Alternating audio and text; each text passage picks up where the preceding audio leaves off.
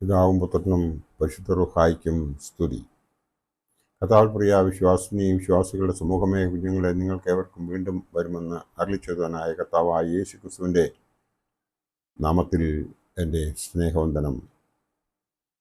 ഇന്നത്തെ പ്രഭാതവചനത്തിൽ വിഷയമായി കൊണ്ടുവന്നിരിക്കുന്നത് പരിശുദ്ധാത്മാവും വ്യക്തി ജീവിതവും.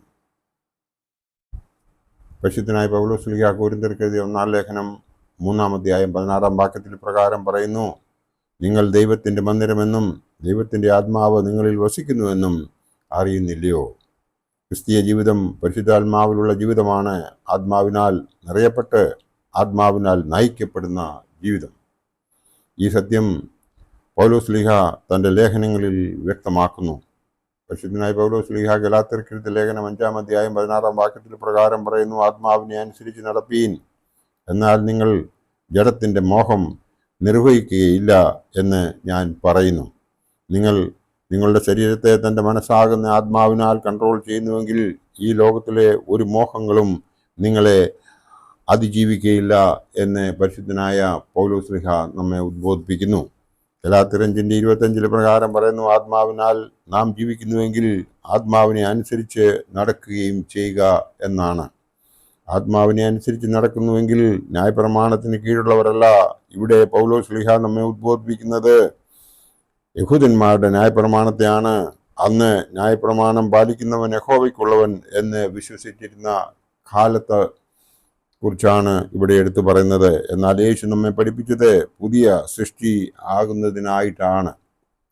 നാം ഇവിടെ ചിന്തിക്കുന്നത് പരിശുദ്ധാത്മാവ് എപ്രകാരം നമ്മുടെ വ്യക്തി ജീവിതത്തിൽ പ്രവർത്തിക്കുന്നു എന്നുള്ളതാണ്. ആ ഒരറിവ് നമുക്ക് ഉണ്ടെങ്കിൽ അതനുസരിച്ച് പ്രവർത്തിക്കാൻ നമുക്ക് കഴിയും എന്നുള്ളതിന് യാതൊരു സംശയവുമില്ല.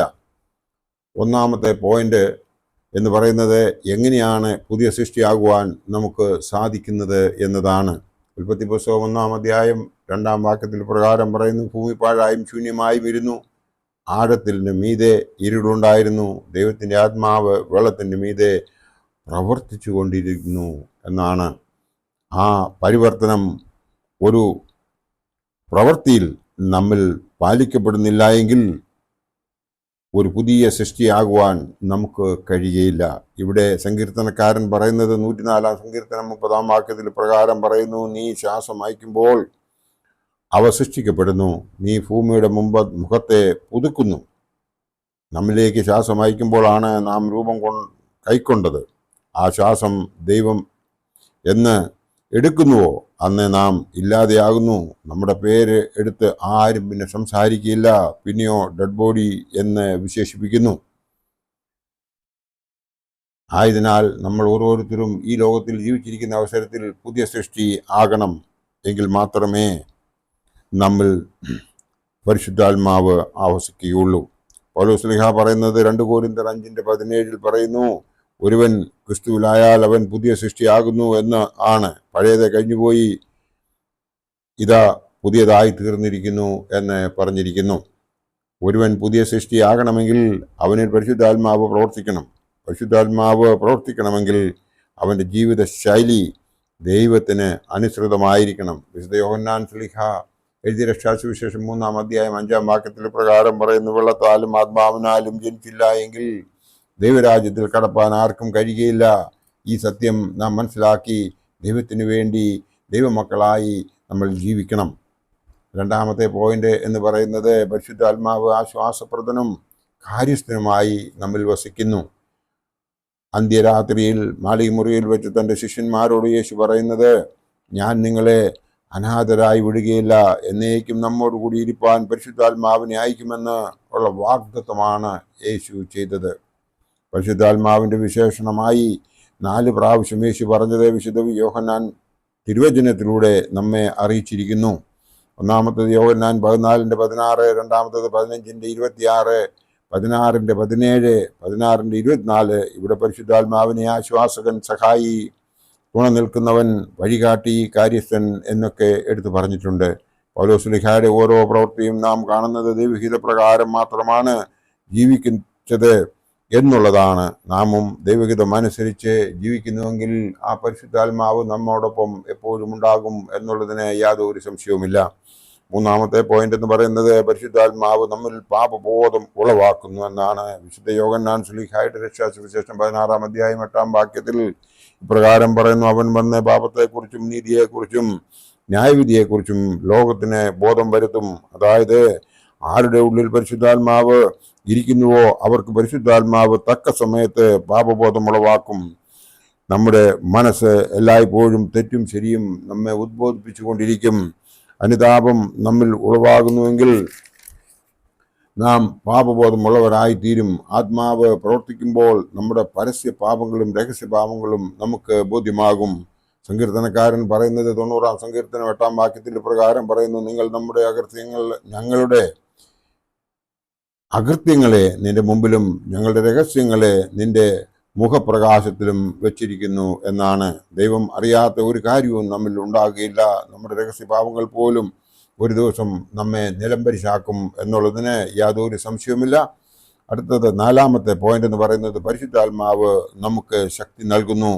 ഉയർത്തെഴുന്നേറ്റവനായ ക്രിസ്തു സ്വർഗാരോഹണം ചെയ്യുന്നതിന് മുമ്പ് ശിഷ്യന്മാരോട് പറഞ്ഞത് വിശുദ്ധ ലൂക്കോസ് എവൻഗേലിയോസ് എഴുതിയ സുവിശേഷം 24-ാം അധ്യായം 49-ാം വാക്യത്തിൽ പറയുന്നു: എൻ്റെ പിതാവ് വാഗ്ദത്തം ചെയ്തതിനെ ഞാൻ നിങ്ങളുടെ മേലയക്കും.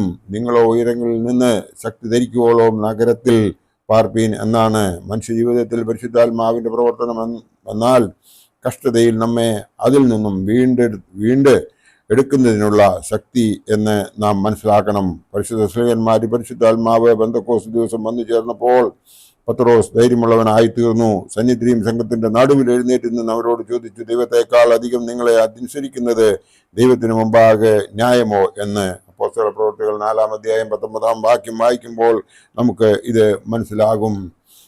ഈ പത്രോസ് ആണ് പരിശുദ്ധാത്മാവ് നിറയുന്നതിന് മുമ്പ് കർത്താവിനെ 3 പ്രാവശ്യം തള്ളിപ്പറഞ്ഞത് എന്നുള്ള വിവരം നമ്മൾ മറക്കരുത്. അതായത് പരിശുദ്ധാത്മാവ് നമ്മിൽ വസിക്കുന്നുവെങ്കിൽ നാം ദൈവഹിത പ്രകാരം ജീവിക്കുകയും തെറ്റും ശരിയും അവൻ നമ്മെ ഓരോ സമയത്തും ഓർപ്പിക്കുകയും ചെയ്യും. എന്നാൽ നമ്മളെ ആകൽക്കരസായാണ് നയിക്കുന്നതെങ്കിൽ നമ്മൾ തെറ്റുകളിൽ നിന്നും തെറ്റിലേക്ക് തിരിഞ്ഞു വീണുകൊണ്ടിരിക്കും എന്നുള്ളതിന് യാതൊരു സംശയവുമില്ല. അന്ത്യനാളിൽ ആ പുനരുദ്ധാനത്തിന് ശേഷം ന്യായവിധി ഉണ്ടാകുമ്പോൾ നമ്മളുടെ അവസ്ഥ എന്താകുമെന്ന് നമ്മൾക്ക് ഏവർക്കും ആരോട് പരസ്പരം പറയാതെ തന്നെ മനസ്സിലാകും. ഇവിടെ നമ്മൾ കണ്ടത് 4 കാര്യങ്ങളാണ്. ഒന്നാമത്തത് എങ്ങനെയാണ് പുതിയ സൃഷ്ടിയാകുവാൻ നമുക്ക് സാധിക്കുന്നത്. രണ്ടാമത്തത് പരിശുദ്ധാത്മാവ് ആശ്വാസപ്രദനും കാര്യസ്ഥനുമായി നമ്മിൽ വസിക്കുന്നു എന്നാണ്. മൂന്നാമത്തത് പരിശുദ്ധാത്മാവ് നമ്മിൽ പാപബോധം ഉളവാക്കുന്നു. 4-ാമത്തത് പരിശുദ്ധാത്മാവ് നമുക്ക് ശക്തി നൽകുന്നു.